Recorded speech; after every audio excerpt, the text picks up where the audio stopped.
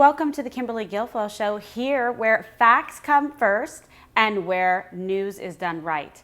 Well, lots of big breaking news to cover today as chaos and total incompetence are hitting every corner of the Biden administration, all while House Republicans continue to ramp up their investigations into one scandal after another. House GOP Conference Chair Elise Stefanik will be here to break it all down. That's coming up.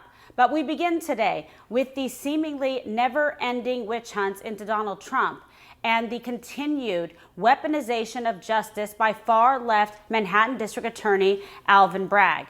Because it is now as clear as ever that the potential sham indictment over a 2016 settlement involving Stormy Daniels is completely baseless, without merit, and without any basis in the law whatsoever.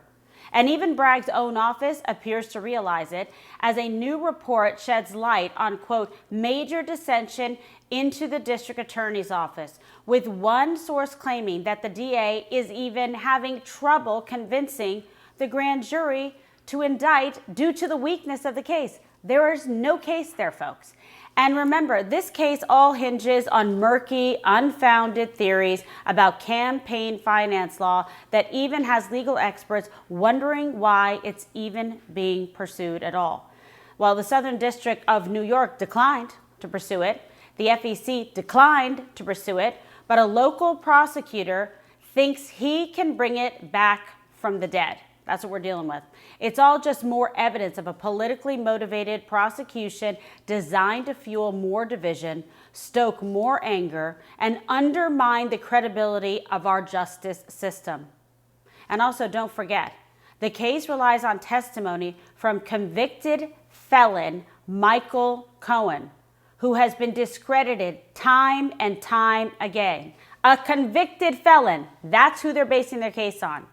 And then yesterday, an explosive report from the Daily Mail included a 2018 letter from Cohen to federal authorities where Cohen said he did not reimburse Donald Trump for any so-called hush money payments, contradicting his sworn testimony.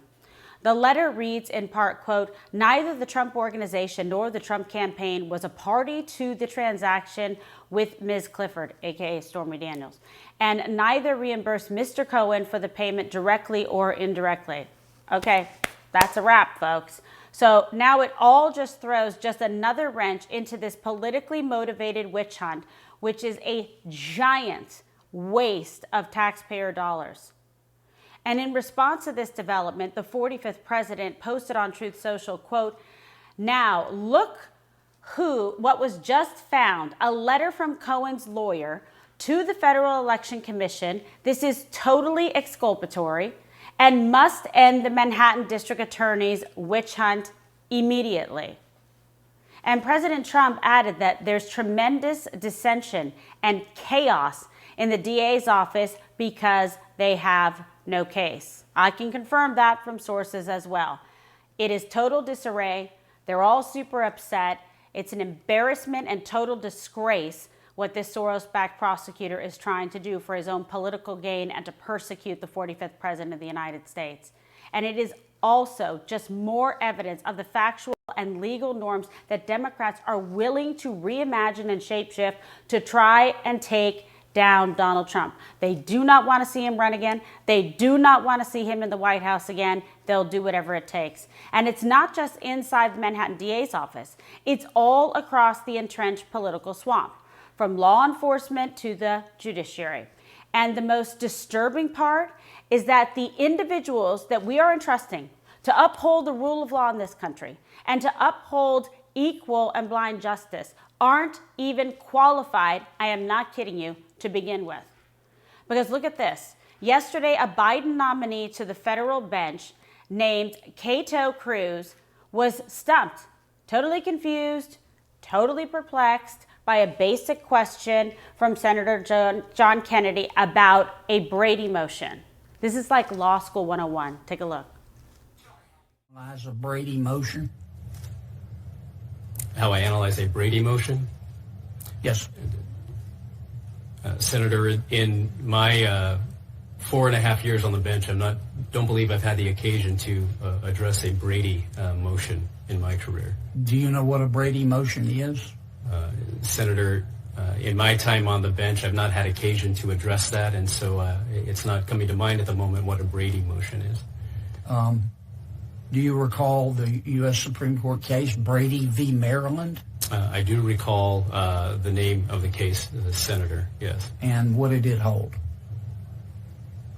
I believe that the Brady case, Senator, I believe the Brady case involves something regarding the Second Amendment. It is not. I've not had occasion to address that. If that issue were to come before me, I would certainly analyze that Supreme Court precedent and apply it as I would need to the facts in front of me. Thank you, Mr. Chairman.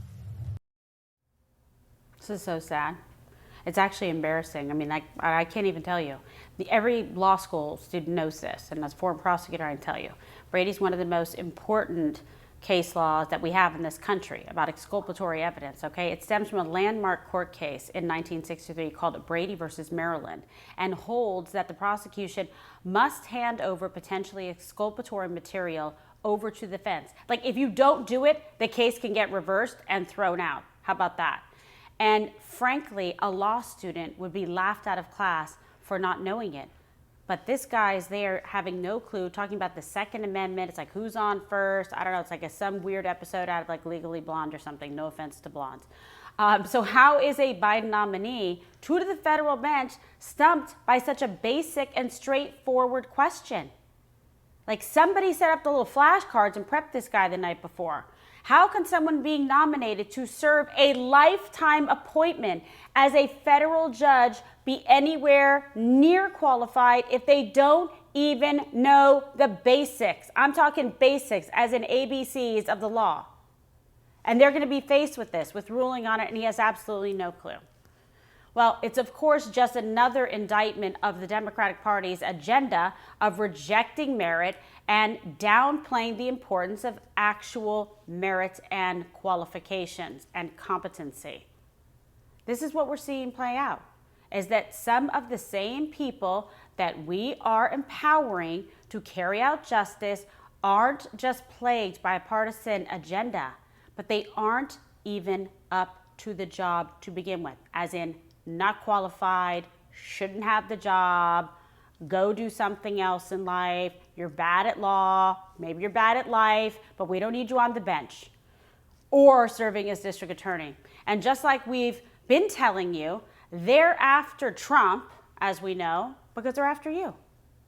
Because it was also revealed this week by House Republicans that Attorney General Merrick Garland had no legitimate basis to direct the FBI to use its authority against parents. Look at the headline. To investigate them for showing up at school board meetings to protest concerns about school curriculum. Can you imagine this? According to the Tuesday report from the House Judiciary Committee, local law enforcement did not see any imminent threats to school boards or their members, but that didn't stop the Biden DOJ from directing federal authorities to investigate them. You can't even imagine this. The report was published in response to a 2021 letter from the National School Boards Association, which compared concerned parents to domestic terrorists. You remember this? So you see what's going on here?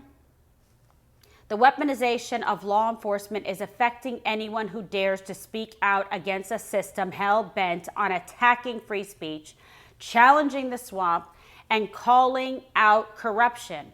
You're apparently not even allowed in this country to try to protect your children or ask questions about a curriculum because the DOJ and Biden will go after you. This is insane. But thank God, we have the voice of reason and intelligence and competence on the show today with us. All right, our great friend Mike Davis joins us now to explain all of this. He's got the answers. Don't be stressed out at home. He's going to tell you what's going on here. He is an incredible lawyer and also of the Article 3 Project, which is doing great work, and former chief counsel for nominations for the Senate Judiciary Committee. Mike, thank you for being on the program with us. Thank you for having me, Kimberly. Yeah, I'm sorry I had to, disturb your peace and quiet and your well-being with this news, this information. You've seen it. It's so crazy. So, okay, to start it all off, it seems to stand on shaky legal grounds, this whole thing going on right now with President Trump, the Manhattan DA's office, this fake, yet another, hoax, like witch hunt investigation that has no basis whatsoever. Take us through it. Yeah, this is part of a pattern by the Democrats to bring these politicized prosecutions against President Trump because they fear they can't beat him in 2024. So instead of trying to beat him at the polls, they're simply going to indict him. And we've seen this in three different fronts. We see this with this Soros-funded New York Manhattan DA Alvin Bragg, who's bringing these bogus, trumped-up charges against President Trump. The theory is that President Trump paid a nuisance settlement back in 2016 to make a nuisance claim go away for like $130,000. Somehow, at best, that could be a misdemeanor somehow under campaign finance laws, but it's never prosecuted. Alvin Bragg had previously, when he was in the New York Attorney General's office, he pushed this Manhattan DA's office to reject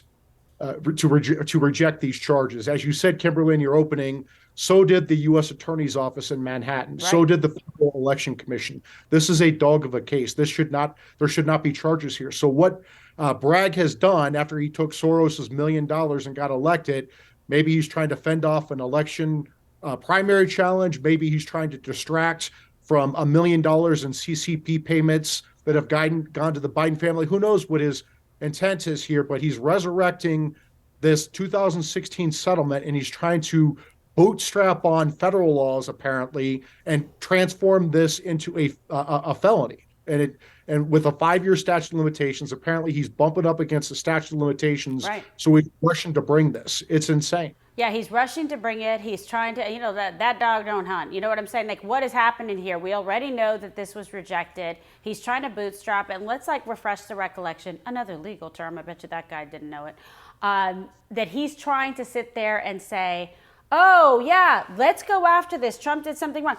Do you remember that President Trump actually won a case against Stormy Daniels? She owes him money. Can we talk about that? Yeah, I mean, so Stormy Daniels has to pay $300,000 to President Trump for his legal fees. So President Trump's the only person in America I know of where strippers pay him. So it's pretty impressive. Oh, that's going to put him in a good mood today, let me tell you. I mean, it's unbelievable. You can't even make this stuff up. Like, if it was a Hollywood screenplay, everyone would be like, well, it's pretty interesting and funny, but no one's going to believe this. It doesn't have any kind of shred or, of sense of actual reality to it. But this is the world we find ourselves in. And here's something interesting, too.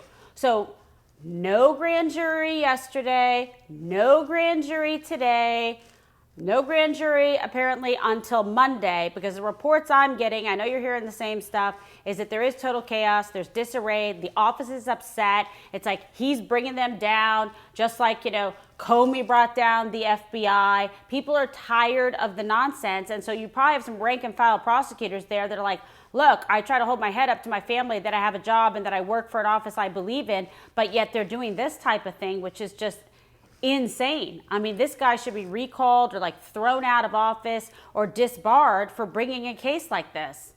It's crazy.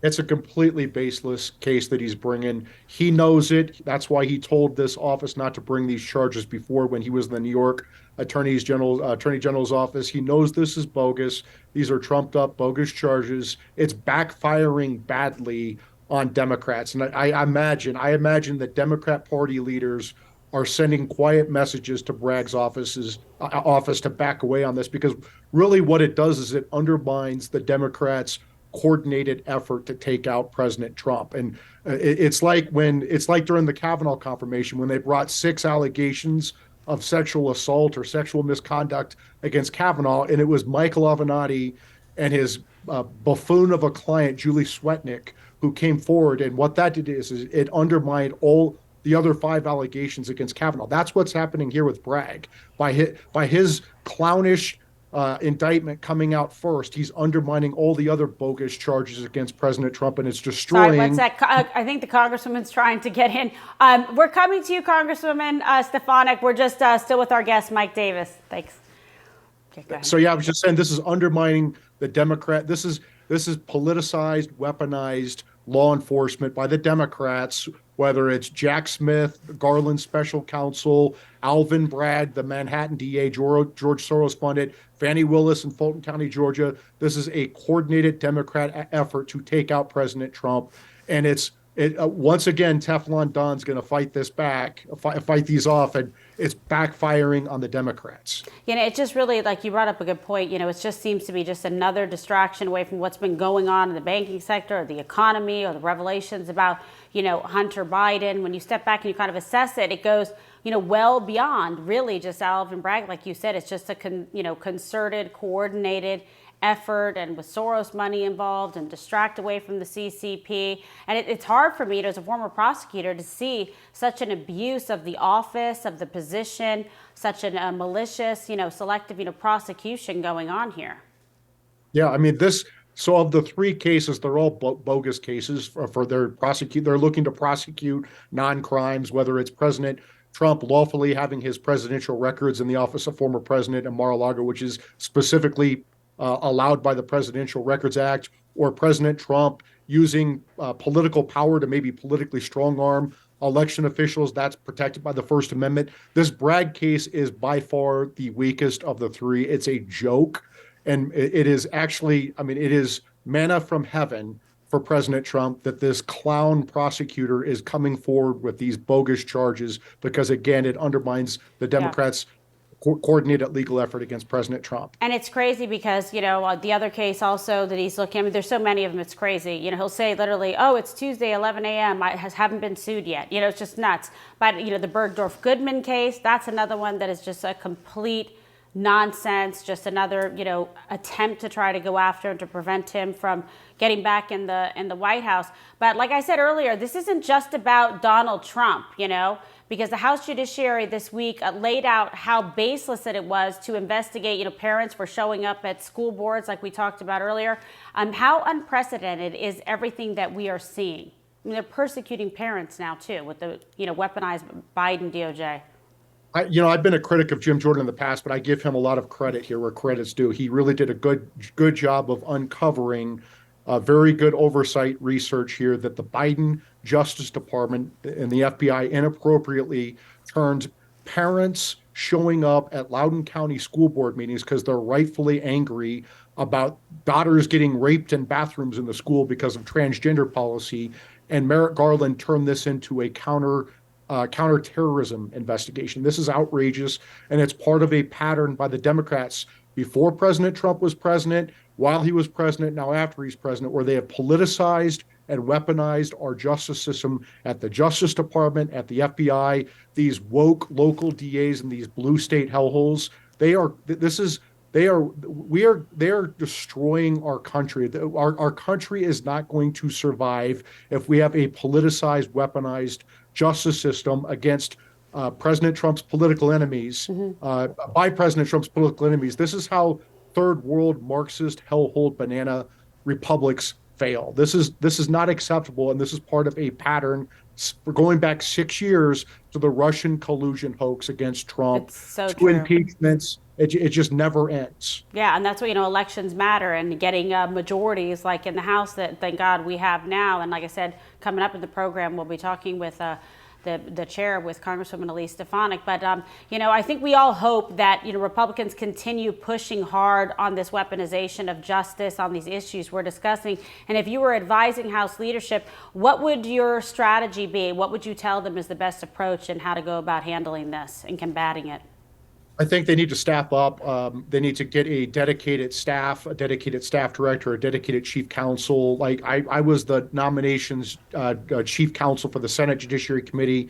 You just have to have constant oversight, constant subpoenas, constant staff depositions, constant hearings, and you need to go after them. And you need to show that we cannot have two systems of justice in America where you go after President Trump for his lawful possession of presidential records in Mar-a-Lago and set up obstruction of justice traps to go after him, yet they let then Vice President Joe Biden, for 2 months they cover up for him, and they hide his records, and then when the attorneys misrepresent to the Biden Justice Department that they turned over all the records and they find more records, there's no obstruction of justice investigation there. Why? Right? So they need to highlight that we have two systems of justice in America, one for the left and one for their enemies. It's absolutely true. And I just want to touch base on this with you as well, just to make sure we get your reaction to the new developments surrounding Hunter Biden. Comer says there's evidence of 11 additional deals. 11! Okay, not one potential, but 11 additional deals between the Biden family and China. So replace the name Biden with Trump. Can you imagine? Like, everyone would be under like house arrest already. I bet we'd see a wave of prosecutions. How do you see this playing out? Yeah, I mean, the Trump family going back 90 years has made its money in the real estate business. The Biden family has made tens of millions of dollars in the foreign corruption business. They are clearly on the payrolls of Chinese and Ukrainian oligarchs illegally. We have smoking gun evidence of this. Biden is compromised. I don't know how he can continue to be president of the United States when he is clearly compromised by CCP payments to his family and himself. I mean, how would you get him out, though? That's the thing. But given what we're seeing here, evidence of 11 additional deals, totally compromised by the CCP, I mean, what, you impeach the guy?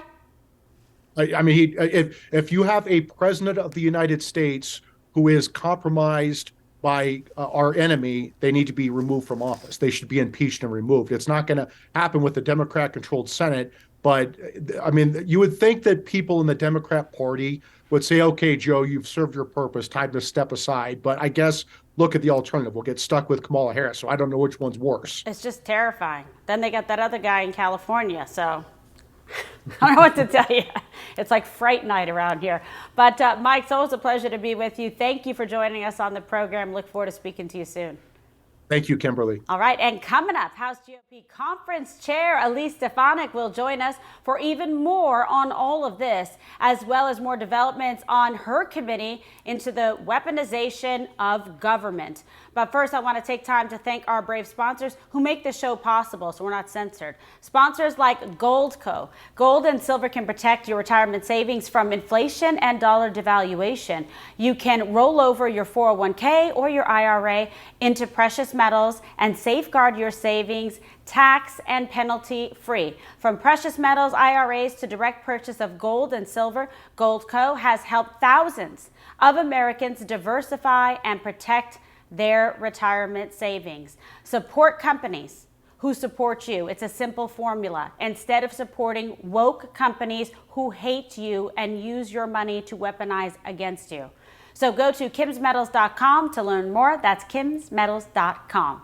All right, now House Republicans are continuing to conduct oversight on a whole host of Biden administration scandals, including the Biden family's shady ties to China and those 11 additional deals that we were talking about earlier, and evidence of payment after payment from CCP-linked companies to the Biden family. This is real facts, real evidence. And at the core of all of this must be a commitment to transparency and accountability, regardless of party and regardless of political status. This should be a bipartisan issue, okay, to root out corruption. And a new committee established earlier this year, which I'm really excited about, is working to root out the abuse and the weaponization of Joe Biden's federal bureaucracy, okay, like his DOJ against parents that just want to attend school board meetings to make sure the curriculum is okay and that bathrooms are safe for their children. So the committee couldn't come at a more important time, I think, in American political history. And we've got some fearless leaders on there because single party Democrat dominance inside the federal government is undermining the ability of the federal government to deliver for you, the American people. And joining me now, a member on the subcommittee into the weaponization of the federal government, House GOP Conference Chair, New York Republican Congresswoman Elise Stefanik. What a pleasure to have you on the program, my friend. Great to be with you, Kimberly. Absolutely. Well, you're doing such a fantastic job. And this committee is restoring the hope and the faith of the American people that want to see justice, that want to root out the weaponization and what's been going on, with the federal bureaucracy, with the Biden administration. I want to get, first of all, though, your reaction to this sham indictment and what is going on inside the Manhattan DA's office, because Bragg has now sent a letter to the House GOP saying requests for documents and testimony are a, quote, unlawful incursion. That's what he's saying. What's your response? Well, this sham indictment is unlawful itself. Alvin Bragg is one of the most radical DAs, not only in New York State, but in the country. George Soros funded Alvin Bragg's campaign with over $1 million. And meanwhile, Kimberly, you have a crime crisis in New York. I know that as a native New Yorker. Crime has skyrocketed. Alvin Bragg has always sided pro-criminal, where he's taking felonies and lowering them to misdemeanors. And yet he now is using the power of his office to go after Joe Biden's political opponents, to do the bidding of Joe Biden's Democrat Party, which can't beat President Trump at the ballot box. So they use the weaponization of these, whether it's the DA's office or the federal government and federal agencies, to go after innocent Americans. So I think it's really the epitome of the work that we're doing on this select subcommittee on the weaponization of the federal government, because if they can go after President Trump, they can go after you. They can go after any American. I will tell you, it's our job to bring accountability and transparency, which is why we have demanded and will continue to demand that Alvin Bragg testify before Congress under oath. Which is fantastic, because people run for office, they run for re-election, they say a lot of things, but some of them don't back it up. You back it up. You have been calling for this, and right away you've been able to make this happen. You take it very seriously. You're holding the people accountable. You're asking for the facts, the evidence, the testimony. You want to prove the case and show the American people exactly what is going on in our system of justice. And you have a vested interest in this because this is your state. You represent the people of the state of New York, and they are suffering. I left New York, my fiance and I, all our family members left because of what was going on there. I mean, totally out of control crime, revolving door, no bail. People get in, they go out, that's it. You can stab someone to death, but you're not going to get prosecuted the way they're trying to go after Donald Trump, with this indictment. And it must be so disturbing for you. It is for me as a former prosecutor and former New Yorker to see what's going on in which was once such a great state. Oh, it's disturbing to me. It's disturbing to every New Yorker. And importantly, it's disturbing to every American. If you look at polling, Kimberly, the vast majority of the American people see right through this. They understand that this is a politically motivated prosecution. This is a non-case. There's a reason why the Department of Justice, why the Southern District of New York never took this case up, because there's no there there.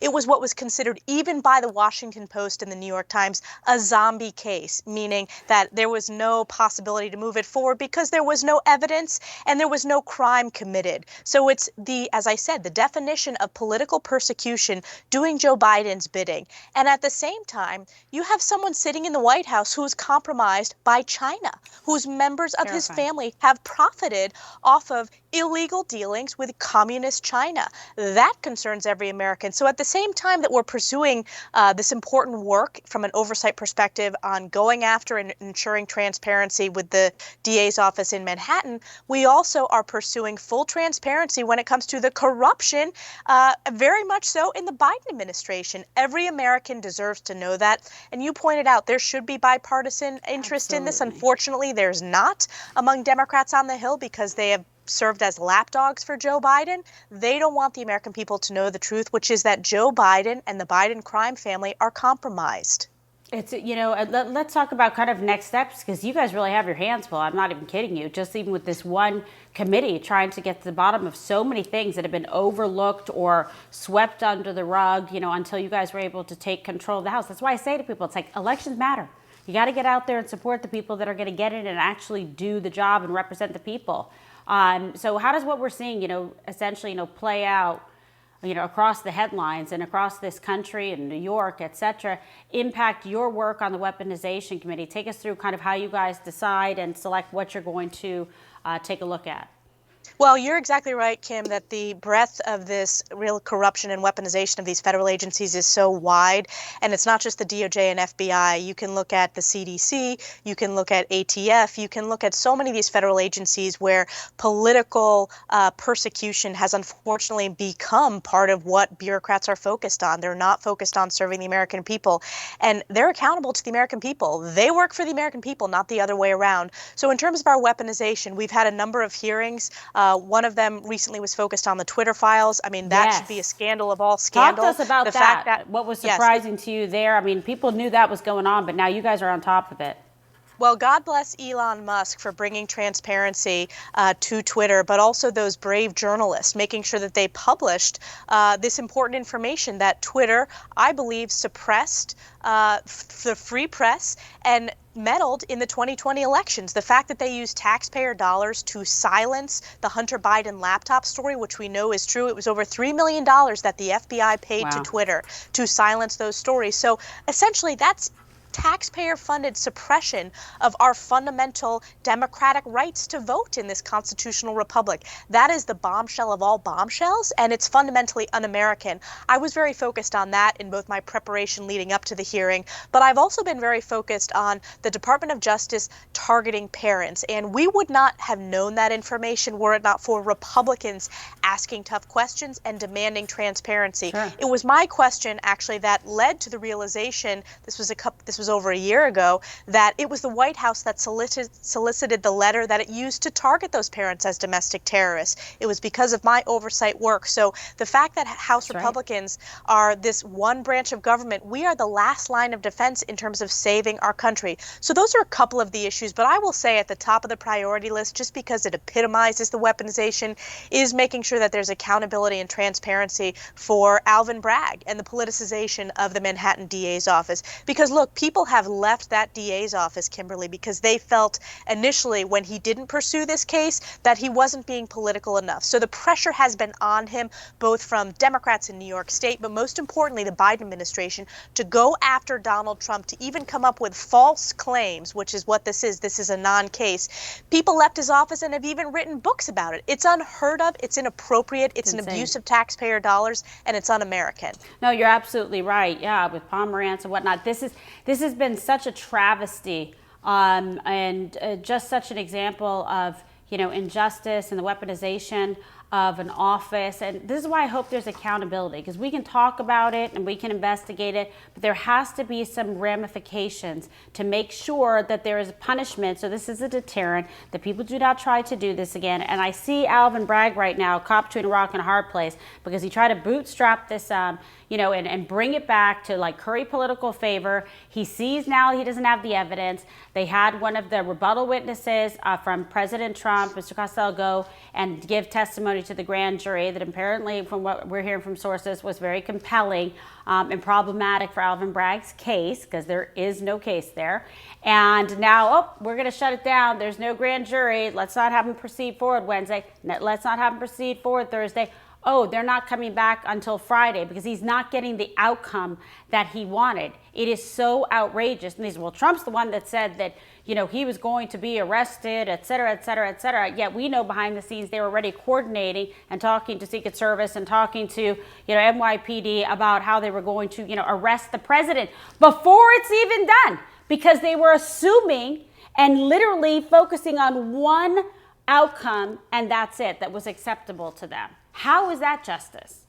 It's not justice, and it's the epitomization of the politicization and really the breakdown of equal justice under the law. And fundamentally, when we lose equal justice under the law, we lose our country. We lose our values at what makes America so unique as the world watches us. So this is about saving our country. It is about, no matter what your political beliefs, you should never be targeted by these federal agencies, by bureaucrats in these federal departments who want to politically punish you because of your beliefs. And the reality is Donald Trump is the leading candidate for the Republican nomination, even more so today, frankly, than he was a week ago. Congratulations, Alvin Bragg. They are too scared to beat him at the ballot box, so they're trying to funnel this through the Manhattan District Attorney's office.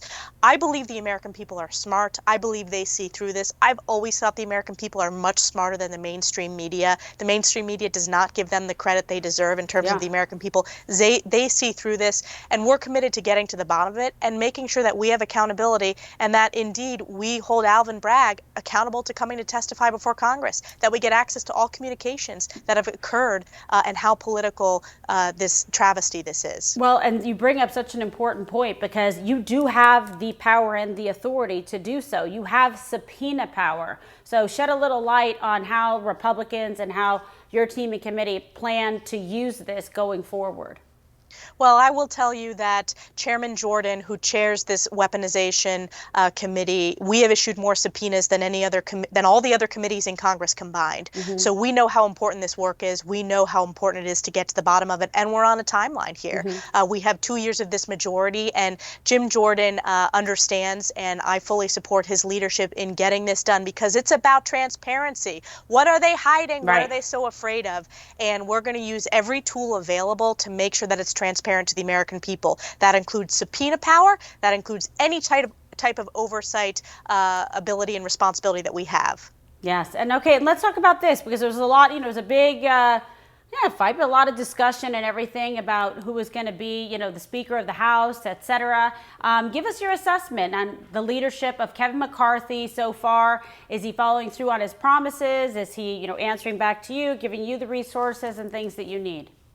I think House Republicans have been incredibly unified, and while that Speaker's vote was prolonged, it was actually healthy. And even Speaker Kevin McCarthy would say that because there were lots of pent-up frustrations, and I understand. I've been here during the horrible years under Speaker Pelosi where she shut down the Capitol and just ran this place like an authoritarian institution. We need to open the process up to make sure it's member-driven, to make sure the committees work, to make sure the staff have the resources to use the oversight responsibilities that we have. And we need to save our country, so this is serious business. What I will say is the media underestimated how much the House Republicans would drive this policy agenda. Look, already in 3 months, Kimberly, we've had Joe Biden change his position on the D.C. crime bill that he threatened to veto when we overrode it, had to change his position. We drove that message out of House Republicans. We are going to pass the Parents' Bill of Rights this week when it comes to parents' role in their kids' education. We passed the pulling back of the ESG, the woke rule that Joe Biden wants to put into place, putting our seniors' retirement at risk. Not only did we pass that in the House, the Senate passed it as well, which means bipartisan support. We forced Joe Biden to veto it. We held a vote to override that veto on the House floor. So there is a list of results we have been able to deliver. How about the declassification of all COVID origins? That would never have happened under a Democrat House. We got it done partnering with Josh Hawley in the Senate. House Republicans voted for that. And interestingly, a lot of Democrats voted with us because they are running scared, because they know their far left radical positions of Joe Biden are woefully out of touch with the American people. It's so true. But look at how many things you just had to list that are so compelling, even if it was just one thing in and of itself, like the Twitter files, or if it was, the rights of parents and what's been happening with parents getting targeted and being called domestic terrorists for wanting to show up at a school board meeting, or what's been going on with the district attorney's office. I mean, so many of these issues are so compelling and so important, and people have been waiting for this, accountability for a while. How do you see this process? And folks at home that are watching and saying, okay, this sounds like it's all moving in the right direction. We know these things take time. Is there any one of them that you think that you'll be able to, okay, we got this one, we're seeing this to the finish line, and what can we expect? I think we can expect more information when it comes to oversight over the Biden crime family. I think we are just hitting the tip of the iceberg in terms of their illegal dealings with the Chinese Communist Party. And I think that oversight work is incredibly important to bring really sunshine to make sure the American people know this height of corruption, that it goes all the way up to the Oval Office. And they were profiting illegally off of Joe Biden's position as vice president and are still profiting at his position as president of the United States. I would also say legislatively, legislatively. We have it, the Parents' Bill of Rights, that we've worked very hard on. Next week, we will be bringing forth an energy package to lower the price of energy costs, which is crushing Americans, not only in my district, but across the country as they see their utility bills, their gas bills, home heating bills continue to go through the roof. So we are moving swiftly. And I would say on the weaponization of the federal government, we are bringing in witnesses, whistleblowers every single day, getting depositions, and we know how important it is to move swiftly, to deliver accountability, to issue subpoenas, to get to the truth. And no one is in a better position than Jim Jordan to do so at the helm. So true, really true. He's a great friend, and he's a great leader, a principled person like yourself. And yeah, we've spoken to several of the FBI whistleblowers on this program as well, and there is some really compelling evidence and facts, and these are brave Americans to come forward, but at least they know there is a responsible, body in there and committee that's willing to look and take a hard look at the facts and the evidence to get the truth out there. Well, we can't thank you enough for your service to this country and for what you continue to do. You're a real fighter, and you're a great questioner. I love it. So keep up the great work and be a friend to the program. Come back anytime there's an issue you want to highlight so we can get it out to the good folks out there. Thank you, Kimberly. All right, all the best. Congresswoman Elise Stefanik, thank you. And we're going to continue following up on all of this. As you see, there is a lot to cover. And as a former prosecutor, I am very interested in it. I want to bring it to you, bring you the facts. And I also want to thank our sponsors and tell you all about Patriot Mobile, America's only Christian conservative wireless provider. With Patriot Mobile, you put America first with every call that you make, all while getting the same nationwide coverage as major carriers. Not only does Patriot Mobile provide you dependable wireless service at an affordable price, they also share your values, and they actually support you versus hate you. So vote with your dollars and vote to support Patriot Mobile. And for free activation, go to patriotmobile.com/Kimberly. Again, for free activation, that's patriotmobile.com/Kimberly. And get your hookup today. Get on the phone. Start chatting with your family and friends. Patriot Mobile, mobilizing freedom and supporting you, truly. So in closing, the abuses of power that we're seeing across the federal government makes me reflect on my time as a prosecutor, where we applied the law to the facts and didn't play politics with the justice system or play politics with people's lives. Ask yourself, why are all these bad actors on the left so totally obsessed with trying to take down one man and so obsessed with trying to intimidate you? It's because anyone that threatens the established order or political status quo is immediately branded as an enemy, okay? Like they're calling parents domestic terrorists. And it's when you're over the target is when the calls to silence you grow the loudest. It's why I'm here on Rumble, where we reject the false narrative and we seek only the truth. And be sure to catch Don Jr.'s show at 6 p.m. Eastern tonight, too. It'll be fantastic with Raheem Kassan. And in the meantime, be sure to follow me at Kimberly Guilfoyle right here on Rumble and turn on notifications so you never miss an episode. Let's spend some time together. All right? And be sure to follow me across all platforms, Twitter, Truth Social, Facebook, and on Instagram. You see it right there. And why don't you hop on over to locals.com right now at Kim Guilfoyle, where we're going to have a live Q&A. You can write me some questions, and I'm going to give you the answers. A little bit of back and forth. And please comment down below. Tell me what you think, who you want to see interviewed, and what stories you are most interested in. We will get to the bottom of it for you. Y'all have a wonderful evening, and let's chat over on Locals.